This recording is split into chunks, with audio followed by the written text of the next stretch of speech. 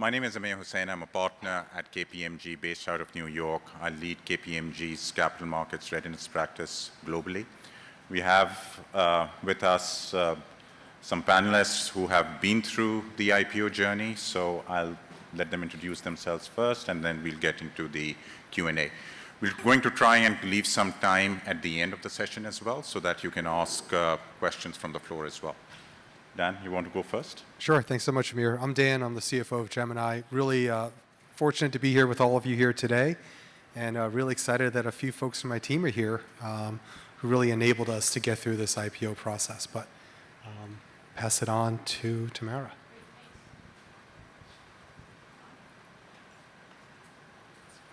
There we go. Now I got it. I'm Tamara Schulz. I'm the Chief Accounting Officer at Circle. I've been at Circle for about 18 months now.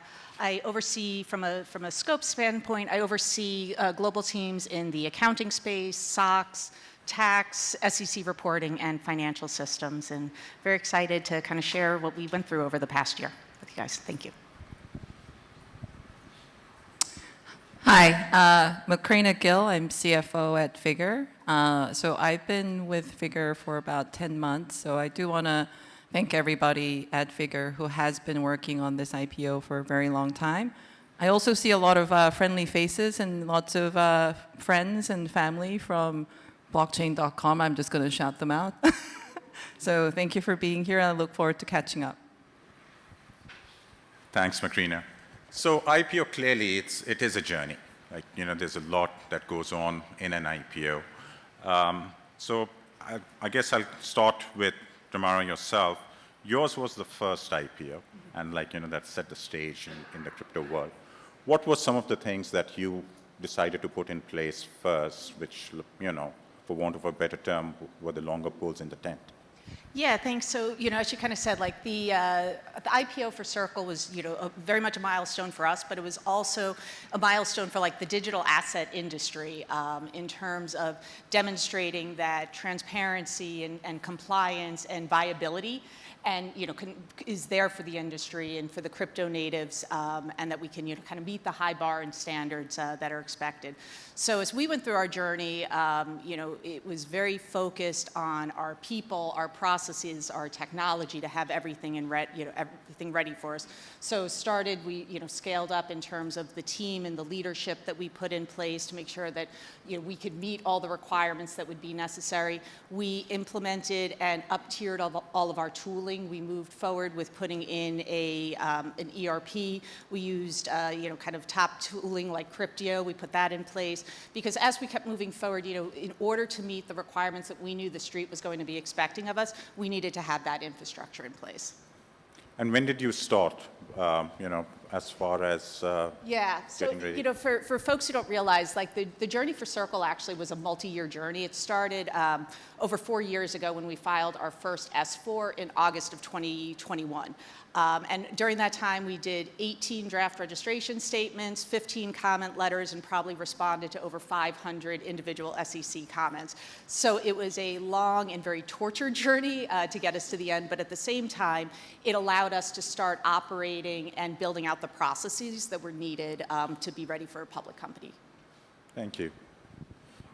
Dan, in terms of the compliance, Gemini has always leaned as a compliance-first posture for years. When did you start with your IPO journey? How did it begin? What were some of the things that you would like to highlight? Sure. I think one thing that, and I think Macrina brought it up, and it's an important one, is to acknowledge that as you join a journey for a company like Figure or Gemini or Circle, you're really building on top of what so many others before you had put into place. So I'd say the compliance journey or the IPO readiness journey didn't really begin with me. It began long before I got there. And in a lot of ways, I think I and my whole team were really fortunate that people did take that seriously. It starts at the top with what are the guiding principles? Are the guiding principles that you're building a compliant system, that you're adhering to regulations, that you're filing and reporting on a timely basis? And if that's the foundation, things kind of build from there. And I think we were fortunate that that was the case. For me, myself, getting there, the first rule was really about assessing talent, retaining talent, recruiting talent, and growing the business. So I feel extraordinarily fortunate that we had an incredible chief accounting officer join us quickly. I feel really fortunate that financial risk and tax had great leaders in place, and we were able to build from there.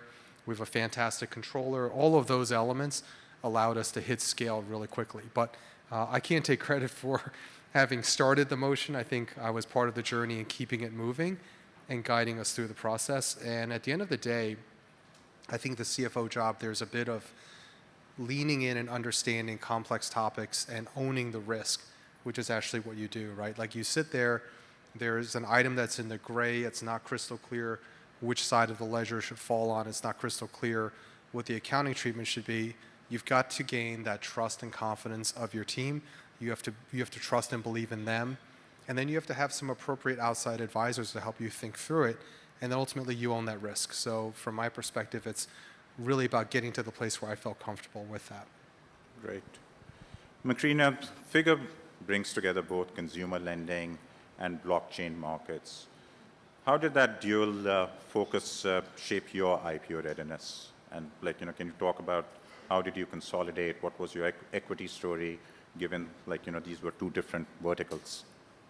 Sure. So Figure, when we decided to start the IPO journey, we were two separate companies. So one was called Figure Technology, and that was a company that provides a marketplace for private credit, so on-chain private credit.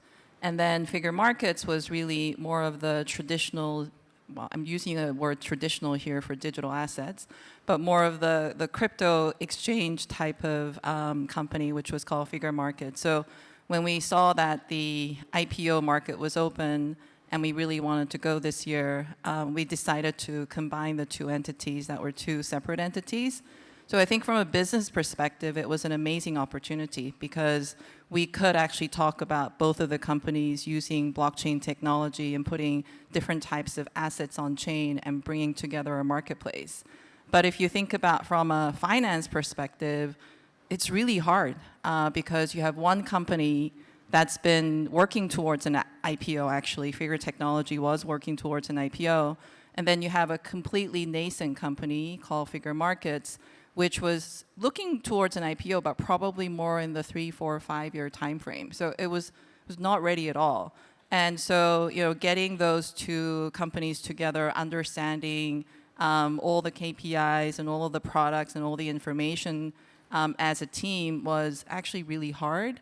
And I do have to say, I have to thank KPMG, who is our auditor. They came back to me and said, Macrina, you don't need to do 2 sets of audits. You can actually do 1.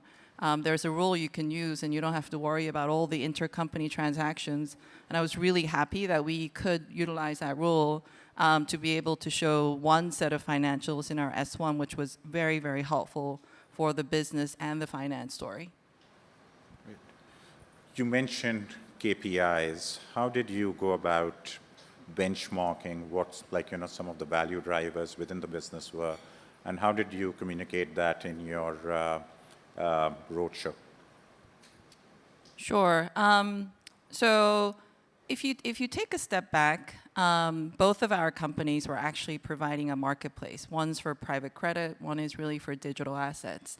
So for us, thinking about the KPI was how do we broaden the TAM, and how do we talk to the investors about what our overall market is and how bigger it is now with 2 companies. And then if you take a step back from the TAM, then you're thinking about metrics like volume or balance, whatever you're taking your take rate on. And then we can talk about the take rate of each of our products. And then at the end of the day, because we have synergies being one company, I could talk about the operating leverage and the importance of margin improvement. So I really tried to zoom out, and when we talked about KPIs internally and externally, rather than going into all of the details, which we can, but it takes a lot of time, and I needed people to be anchored on the right metrics. Makes sense. So same question for you, Dan, as well. KPIs is something which is, the investor community obviously looks at very closely. So for Gemini, what were your pressure points, or what did you think were the value drivers? How did you communicate that to the market? Yeah, I think that's a fascinating way to express the question. That's exactly right. it's really interesting how in crypto, we're so different from many of the other elements of traditional finance, yet when you move into the public markets, people want to frame it in a way where they can understand it, and KPIs are traditionally a way to do that.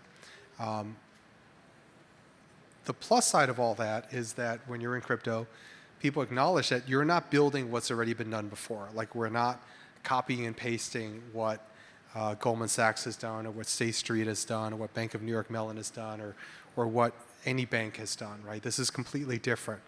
So there are kind of two framings I think that are important to think about. The first is you've got to kind of tear it all down and go to bare metal and understand, what are you doing? How does the business work? And then the second is, how do you convey that story in a way that investors, bankers, research analysts can understand it? So you take the first part, like how do you bring it down to bare metal? And I think it helps to go back to experiences in your career that have given you the practice to do it. So 30 years ago, when I was an auditor auditing banks and broker-dealers, I kind of didn't get that skill set. But 5 years ago, when I was a CFO of a 30-person startup, I did get that experience. Like, I sat there with a blank Google sheet and had to figure out, how does this business work? The benefit of coming into Gemini is I didn't have to sit there with a blank Google sheet by myself. Like, I had a fantastic team. We could talk about it together. I had a highly engaged COO and CLO who also wanted to think through it, and our founders wanted to think through it, which meant that we could kind of think about the entire business and spend weeks and weeks distilling it down to, on a first principles basis, what drives the business. Like, what are the primary drivers, what are the secondary drivers, and how do people pressure test it? And then the next part is phase two, how do you convey that story? Well, I was fortunate that I could look at what Circle published in their public filings and look at research reports, and you use those as data points, right? Coinbase is a great comp, really impressive what they've built. Like, some things are different, some things are similar, and you try to figure out the surface areas that you could bridge over. And you introduce new concepts where you need to. We think at Gemini, our credit card is a really unique product. It's compelling to our customers. It's compelling to our business. And that's something different that we had to add in that we didn't see highlighted in other prior precedent crypto IPOs. So I think that's an example of, take the core things that make sense, figure out how you can explain it, and then bridge that in. So again, back to credit cards, we actually used consumer finance companies as comps for the KPIs we highlighted there. And we thought that that was appropriate, and it was a way for us to explain the business in a very crisp and compelling way to our analyst community and to our investors. Great. Thank you, Dan. So same question for you, Tamara, because my experience is these days the investor community, the analyst community, they're all over KPIs. Yeah. And given the fact that Circle was the first one, you did not have the luxury of benchmarking against a peer group, so to speak. How did you come up with your KPIs? So the peer group almost becomes like a Frankenstein combination of, as Dan kind of alluded to, you take a little bit from here, a little bit from there. And as we were going through the process, it was the same thing of, how do we find, since there isn't that pure, perfect comparative out there, so where can we find what are appropriate disclosures for us, and for KPI purposes. So, for us, it's all about having the most adaptable disclosures that are as transparent as possible while still telling the story and that we need to get out there regarding, kind of our business. So there was a lot of time spent with, kind of listening to our investors, to our various, clients and customers out there to see what was important. And a lot of it just, is really that the message from senior leadership is, how are they out there year after year, day after day, telling the story to the street, and what we want to put out there. Great, thank you. So as an advisor, I always recommend to my clients that start early with the IPO journey. And I'm sure you must have heard the three buzzwords as far as getting prepared: people, process, technology. In your experience, Tamara, when you took Circle public, what were the pressure points there? Yeah, so all three of those. So first, I would say we started with people, because people really are the core of what we're doing. You need to have that infrastructure in place with your people, and that's putting the right leaders in place. And so it's not necessarily leaders who can execute, but leaders who can scale, leaders who can reimagine the process, leaders who can continue to grow and build and develop. I think once we established having the right teams in place, then it really pivoted more towards process. Because for us, it was about how do you close as, in a more efficient manner and a clean manner, because if you can't reliably close your books and do it timely, then you'll never meet, what we would need to for IPO purposes. And then the third really was building out our infrastructure, making sure that we had the right systems in place, up-tiering all of our tooling, because Excel spreadsheets could only take us so far. We knew we were not going to want to IPO in Excel. So that was another journey that we went on. I can say our IPO happened earlier than we originally scheduled for, because we did actually put an ERP in right in the middle of an IPO, which is not something I would ever recommend on a go-forward basis to folks. But it has now allowed us to do things in a much more efficient and cleaner manner. And Circle itself is really built on its infrastructure, its transparency, its compliance, and its global scalability. And so from a finance perspective, we needed to mirror that. If our internal processes didn't support what the overall business was, then it wasn't going to be successful, and we would not be successful from a finance organization. And of the three, between the people, processes, technology, what was your experience of the longer pole in the tent, so to speak? Yeah, to me, it's the people. When you get the right people in place, you can do almost anything.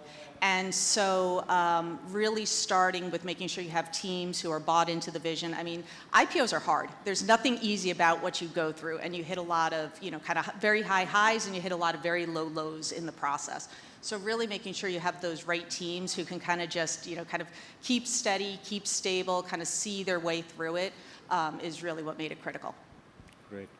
So Dan, with the same lens on people, process, technology, you have different businesses, and very different businesses at that within the company.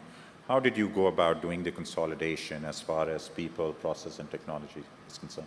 Yeah, I agree with Tamara. I think it's actually all about the people, and actually, if you kind of take each of those down one layer, your processes are only as good as the people that implement them or follow them. Your technology is only as good as the people who select the right technology and execute and use it in an intelligent way. And if you kind of follow those three threads, you all end up back with the people. So we're a knowledge economy, right? And crypto is a knowledge-based business with digital assets, with a ledger, with cryptography at the core of it. And if you kind of think of where we are as a civilization, as an economy today, if you rewound the clock 100 years, power was in capital. It was that you had factories, warehouses, machinery, equipment. You could stand up a business. If you rewound the clock another 100 or 200 years back, it was land, right? It was farmland, it was agrarian, it was like the space to build things. Today, you could be someone that's highly gifted with a $2,000 laptop. I'm not going to go into the Mac versus PC debate among finance professionals, but you could have a $2,000 undetermined laptop sitting in a coffee shop, and you could create something that's world-changing. And that's the world we're in. So that comes back to people, right? It's not like, well, you bought a slightly better laptop with a little more memory. I've always argued for that, but it doesn't actually make a difference. It's actually the person and their idea, their ability to synthesize something and create it. So it is all about the people. And from a finance perspective, I think sometimes we underweight that. Right? You want really good accounting thinking, you want really crisp finance leadership, but underneath it, the ability to take the activities of the business, convey the decision, convey gray areas in accounting treatment, and express a point of view and poll others for a point of view is the important thing. And then we talked a little bit, I heard a little bit earlier from Tamara about like the number of SEC comments on submissions. Like that's a prime example of it. And I think about my own team and the hours and hours we spent. Probably, I don't know, Daniela, like over 300, many hundreds of hours spent going through SEC comments and thinking about what is the right answer to this question, what's the truest and clearest answer, and how do we get people across the organization to contribute their perspective and then align on it. Like it comes back to people every single time. Thank you. Macrina, same question for you. Again, two very different businesses at Figure. What sort of standardization did you bring in as far as people, processes, technology is concerned? So Dan and Tamara already spoke a lot about people, and I also agree the people aspect of a financial team is really important. But because we were going through more of a merger at the same time as doing an IPO, process was also very important because there's going to be a lot of confusion on who does what when there is no discussion around process. So, if I zoom out, and I'm sure many of you here have gone through an M&A from one side or the other. I think the most important thing is that people know what their role is within the finance organization, and when there's ambiguity of who's doing what, the process just continues to break down. And so I really focused on making sure that we have a conversation and discussion around who is taking on what role and who's going to be doing what. And then also around the process of, this person is doing A and that person is doing B, and let's just make sure there's nothing that's going to be dropping between the gaps and we miss something. So the whole merger element put a different spin on what we were doing, and having those conversations were very helpful. And then the other thing I would mention is we were marrying two different products. Even though it's on a marketplace and an exchange, we now have completely different DNA in the products and how they work. And so, some people think finance really just needs to focus on numbers and KPIs and other things, but I think the most important thing is people also need to understand what the product does and what the business does. So I did spend a lot of time with the team going through what does this product do? What does that product do? And you'd be surprised the level of institutional knowledge around how a product works is actually quite low. And so we really spent our time getting that education in. And then on top of that, you also want to talk about, what are investors looking? If the investor is looking at certain KPIs, we should be using the same view when we close our books and thinking through, does this make sense? And so, teaching that to everybody and having a different perspective, I think was really key for us. So I would point for two, the people and the process. Usually I would also agree with you on people.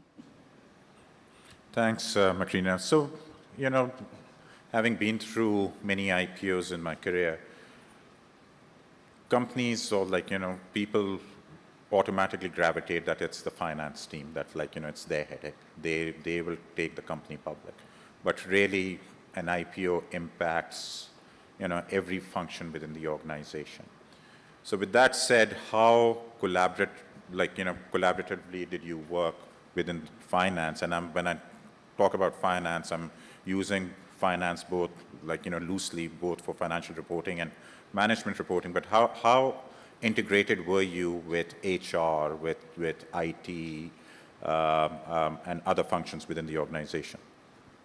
Tamara, yeah? Yeah, so absolutely, a IPO touches every corner of the company because at the very core, you cannot produce reliable financial statements if you don't have good company and public company grade quality data. And most of the data that feeds into the financials really do come from every corner of the company. So there was a tremendous cross-functional involvement from our technology folks helping us with all the data that feeds in. There was, to your point, of groups like talent and HR, where there's some element of them providing data, but there's also the element of how do we get all of our people ready for what it means to be public? What do we do about, kind of potential turnover that we might have either, during the process, post-process, or in the time to come? So how do we position ourselves now? One of the things I think a lot of people forget about too when you transition from a private company into a public is sometimes the information sharing that happens in a private company needs to stop once you become public, because now that you have MNPI and a lot of information out there, some of the sharing that happens. And so that can also be a little bit of a cultural shift within a company, where you spend a lot of time going up to the IPO where everybody feels like they know every section of the business and want to be involved. And then in that getting ready, and especially in that post-IPO world, you have to start building up some walls. So even culturally, engaging with our partners from a talent and from other areas of the company were important, both in that, kind of pre and post world. So Macrina, as Tamara mentioned, that, culture clearly, changed as a result of transitioning from private to public. How did culture change at Figure? We're still in the process because our IPO is much later than Circle. So Dan and I are actually getting ready for our first public company earnings call. So we are still in the process of transition, I would say, to be quite frank. And it's not like a flip of a switch. You can't just say, oh, we are private one day and then now we're public, so everything is going to change. And so we are working through standing up all of these different processes from IT, people resources, legal, compliance, and all aspects. I think what was helpful for me, and I've been through this in the past at other companies, is that we have a CISO at the company, and the fact that he is thinking through all of the data and access control and how it all needs to come together, especially in a blockchain technology company, I do think is very important. I know it's not something people want to spend money on upfront, but at the end of the day, I do really think it pays dividends at the end of the day, and that's been very helpful for us as we continue this public company journey. And then, I think legal and compliance, these 101 sessions where the law firm comes in or your vendor comes in and gives you an overview has been very helpful for the team. And I would say, try to make the team as broad as possible, not just the Section 16 officers who need to be bound by certain areas. I think it's really helpful when you have the whole team or the whole company go through certain sessions so that they understand what's going on. And we have these all hands at Figure on a monthly basis, and the level of questions that come from our employees are very sophisticated. So, giving these one-on-one lectures and sessions, I think, is even more helpful because we know the level of sophistication is already so high. Thanks, Macrina. Same line of questioning for you, Dan. So clearly, at Gemini, it's you have different products, etc. So that in itself brings uniqueness to the company. How did the culture is transitioning from after being private to public? Yeah, I'll start with the product first. I think it's always essential to eat what you cook. So if you're at any fintech, if you're at any company in general, and you don't test out the product, that's kind of a wild thing to do, right? So, before I took the job at Gemini, I opened an account. I got the credit card. I tested it, and I said, "Wow, this works," and I feel really good about the way the product operates. Before I took my role at a firm, I took out several new Affirm loans and got to test it out. My wife was kind of like, "Why are you buying this unnecessary junk?" And I'm like, "Well, it's product testing." But at the end of the day, you have to understand a product. You have to test it to know what you're walking into. And frankly, I think you walk into meetings a little more credible and competent about what the company does as well. And it helps you think about it. You can't help but go through the debits and credits of how did that happen? How did this interact with the next company down the line? How did this interact with a bank? How did this interact with a custodian? How do I think about that value chain? So having a product mentality first, I think, is critical to being inquisitive and understanding how the accounting of everything flows through. As far as culture goes, I think that's actually at least at Gemini, I found that to be a really easy answer. If we break the world up into early stage private company and late stage public company and kind of use a little bit of maybe kind of hyperbole, we'll go to an extreme example.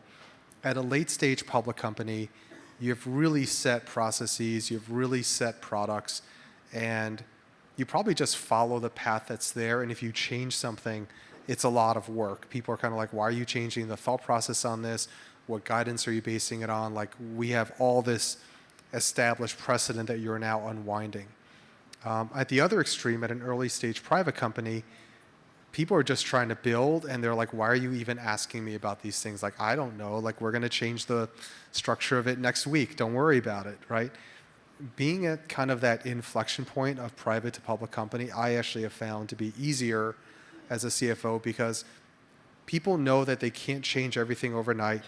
People are also willing to explore how things should be done. And I think the simplest explanation is it's just as much work to do it right as it is to do it wrong. And people get that. If you're in crypto, if you're in digital assets, I think you're predisposed to being intellectually curious. And you kind of do want to know what right looks like, and you want to head that way. So I found every conversation internally refreshingly easy. People wanted to do things right. They wanted to understand it better.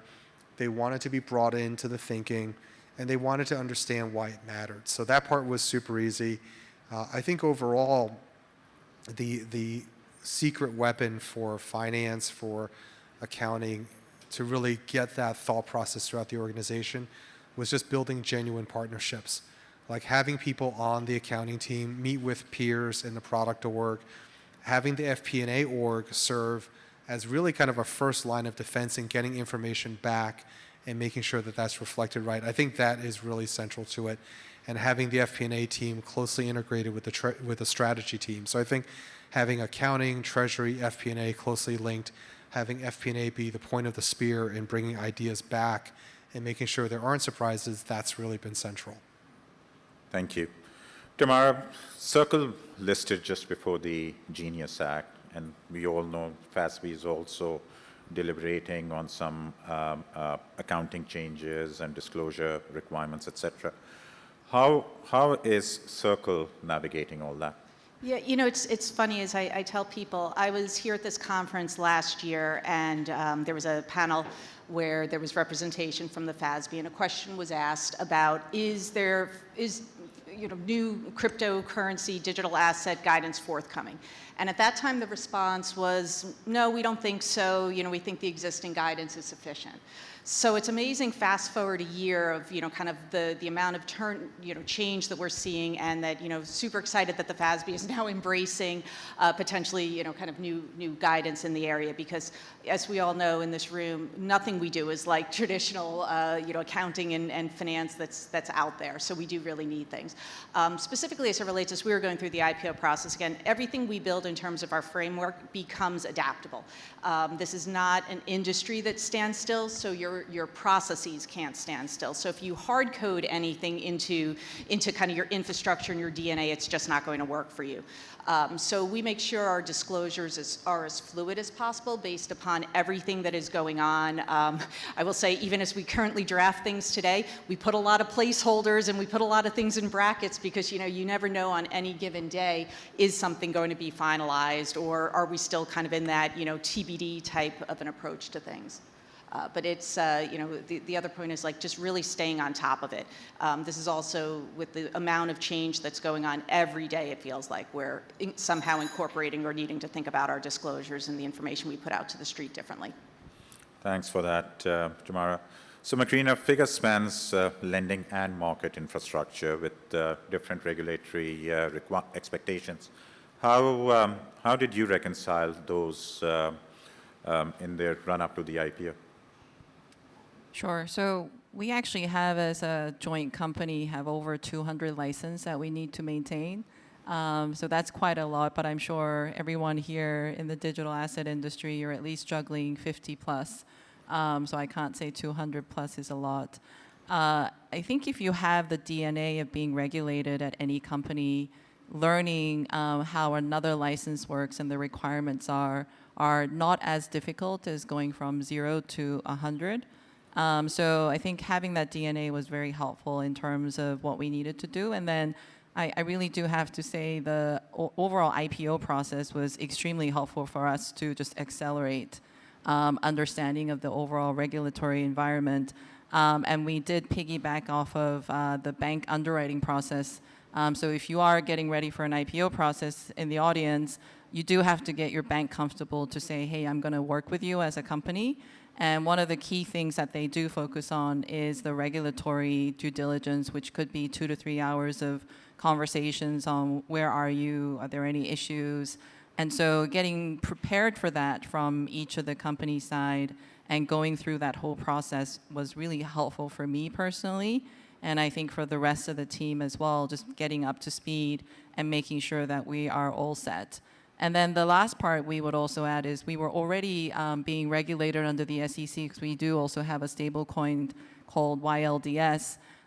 It's different from a coin that's regulated under the Genius Act. It's actually a debt security for us. It's called a face amount certificate. And it is registered with the SEC as part of an S1 as well. So having been through that process and also being regulated, it was kind of a dry run for the SEC readiness, was really helpful for us as a company. Thanks, Macrina. Dan, Gemini has always been known as a quote-unquote regulation-first exchange. When preparing to go public, how did you approach areas when the rules weren't actually finalized?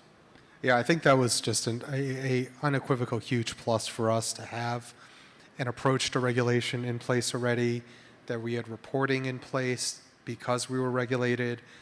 We had practices like an independent board, monthly board meetings and reporting packages, like all of that was in place.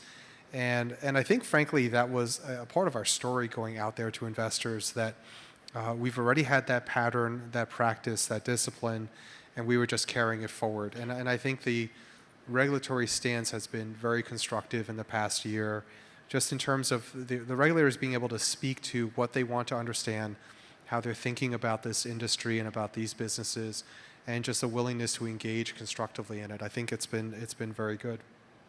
Thanks for that. So looking back, Macrina, what, any lessons learned, or what would you highlight that, look, something surprised you or you would do differently in your IPO? So I mentioned earlier that I joined Figure 10 months ago. So I think one lesson learned is I wish I had joined earlier so I had more time to prepare. But I can't turn back time. So this one I think I can take forward is I had been through an IPO a very long time ago. And back then, the roadshow was the key show when you meet investors and you really, really prepare for everything that's going to come at you. In recent years, I think in the last 3 or 4 years, the paradigm actually has changed. There's something called the testing the waters meetings, where you're meeting with investors multiple times, 3 or 4 times, prior to the actual roadshow. And these testing the waters meetings are really, really educational and getting the investors up to speed. And if I had to do it all over again, I think I would prepare a lot better for the first meeting. Like, we got better from 1 to 2 to 3 to 4. But I think getting it right in the first run, would have been much, much better in my experience. And so for me, if I do another one, hopefully, maybe I do, maybe I don't, in the future, that's the one I'm really going to prepare for and make sure all of management is on the same page. Tamara, same question. I think we touched on it a little bit, but it really is that I think I would have had earlier cross-functional involvement. It really is the entire company that needs to come together for the financial statements and building out everything that is needed. I think if we could have engaged maybe a little bit earlier in the process from the standpoint that the IPO doesn't end when you ring the bell. And it's really making sure you have everything ready for day 2, because there is such excitement and build up to get to that actual IPO day. But then it turns back into the finance organization to have to now take this and move it forward from day 2. And so making sure that we still get everybody's continued engagement and involvement. Thanks, Tamara. Dan? Yeah, I agree with that comment as well. So I think it's, one thing I would do differently, or how I'd reflect on it. I think the most impactful thing I've done in my career, I started about 10 years ago, and I just started cold reaching out to CFOs of interesting businesses in my industry. And I based it on people that went to the same high school or college as me.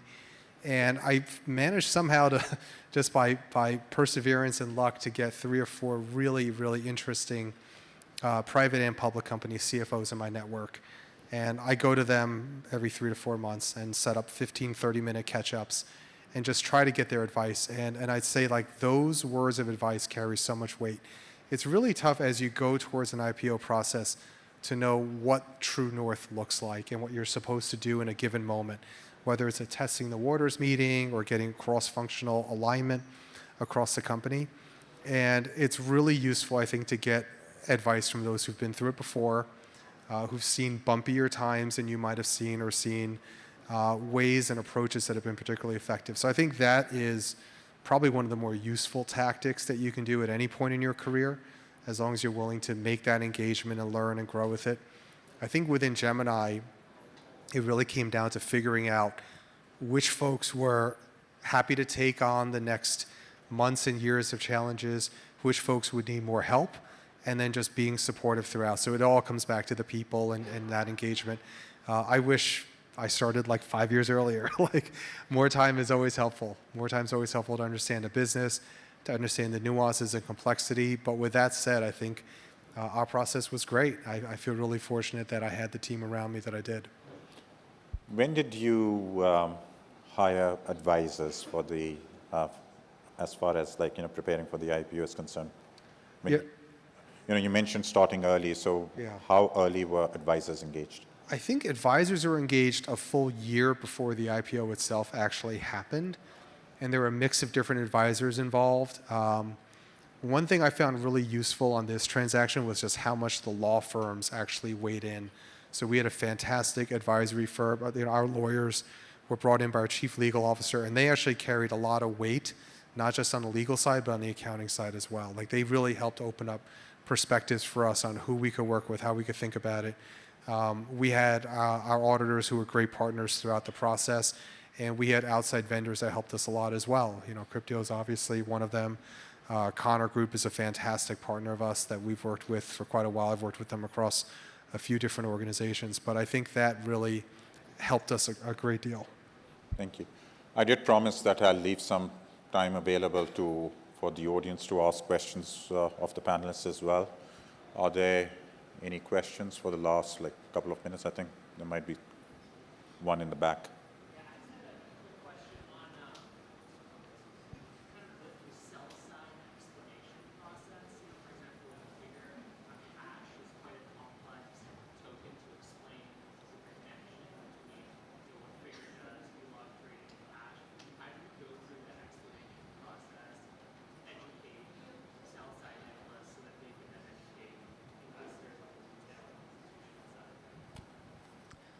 Sure. So overall, the Figure story, if you think about it, is more complicated than other stories out there. We're not a single product company. We have multiple different products.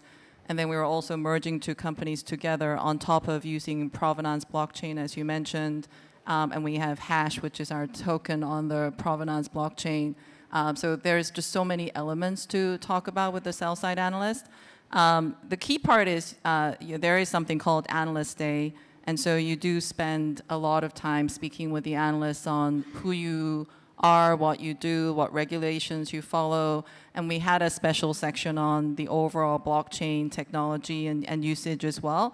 And I think most companies do Analyst Day in one day, so they do the business side first and then finance side next day.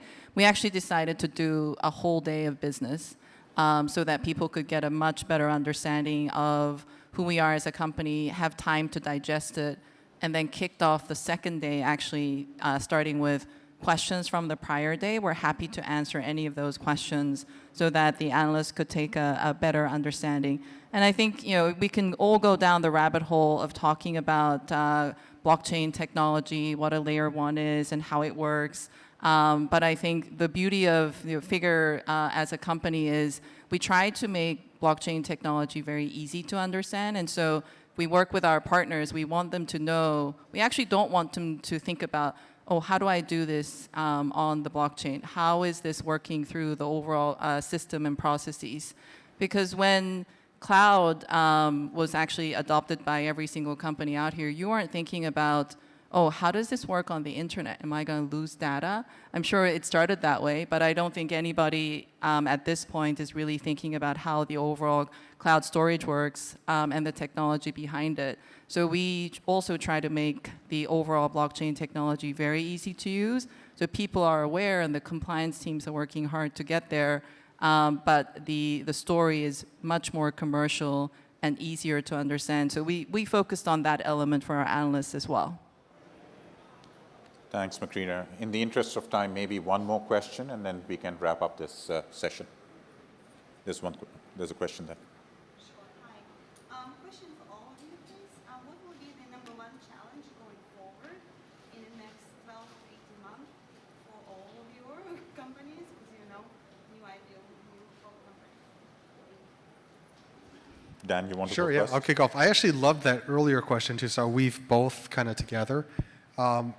It's really easy when you're passionate about something to get lost in the weeds or go down the rabbit hole, as Macrina said, into like these technical elements. Those technical elements matter, but only 3 questions and answers really matter at the end of the day. It's what is your product, how is it different, and what can they expect? Right? So what is the actual product? What service do you actually provide, and to what customer? How is it different from anyone else that's out there? And it doesn't have to be different, but if it is different, explain what it is. And then what can they expect? So we're on to question 3 now, and that's exciting.